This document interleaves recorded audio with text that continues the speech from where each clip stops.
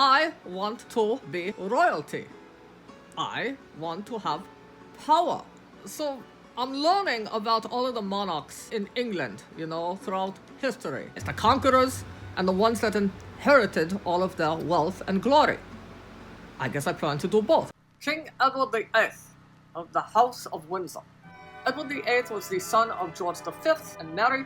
His great-grandmother was Queen Victoria. He reigned from, get this, January 20th to December 11th, 1936, a mere 326 days. He abdicated the throne because of a constitutional crisis. He wanted to marry the object of his affection and obsession, Wallis Simpson, an American double divorcee who grew up in Baltimore, Maryland. She and Edward visited Adolf Hitler and earned the reputation of being Nazi sympathizers. Old letters written by Wallis Simpson seem to suggest that she regretted divorcing her husband, Ernest Simpson, to marry the man-child, Edward, who was head over heels infatuated with Wallis and her Spitfire personality. Following his abdication, Edward was known as the Duke of Windsor. Early on, Edward served in the British Army during the First World War. He was actually quite popular. He was quite the charmer, and he dressed well. But later, after World War I, he was a bit of a playboy.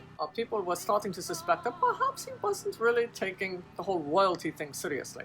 During his reign, he made it clear he was not a fan of court protocol and all of the things that were expected of someone in his position. He and Simpson married in France, a lonely wedding, in that I don't think anybody really showed up from the family. After World War II, when Edward and Simpson chose the wrong side of history by visiting Hitler and kind of enjoying Hitler's company, Edward spent the rest of his days in France. He and Wallis stayed together, and Edward's brother took the role of George VI and succeeded Edward. Apparently, George VI's wife, the Queen Mother Elizabeth, and Wallis spent a good amount of their time despising one another.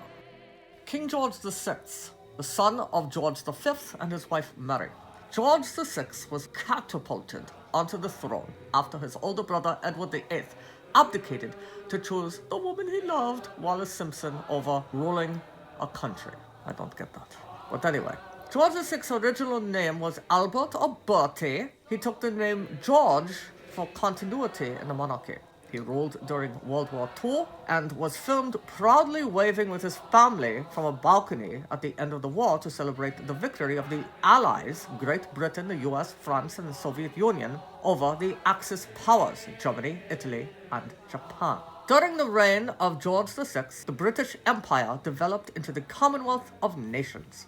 George had a stammer, possibly due to the verbal abuse from his daddy, George V, when George VI was a child. Despite this, he managed to speak at the United Nations First Assembly in 1946, and he also did a lot of radio broadcasts. Then there was Queen Elizabeth II, the daughter of George VI.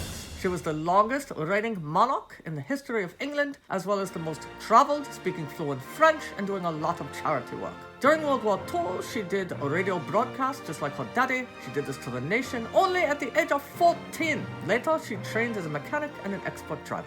Her successor is King Charles III, formerly Prince of Wales, first married to Diana and now to Camilla. That about does it for me in the monarchs of England. The last thing I will say is that I still want to have power. I still want to have fame and glory. I'd give my eye teeth to be a royal. If I had eye teeth, it's hard to tell since my mouth is always pursed.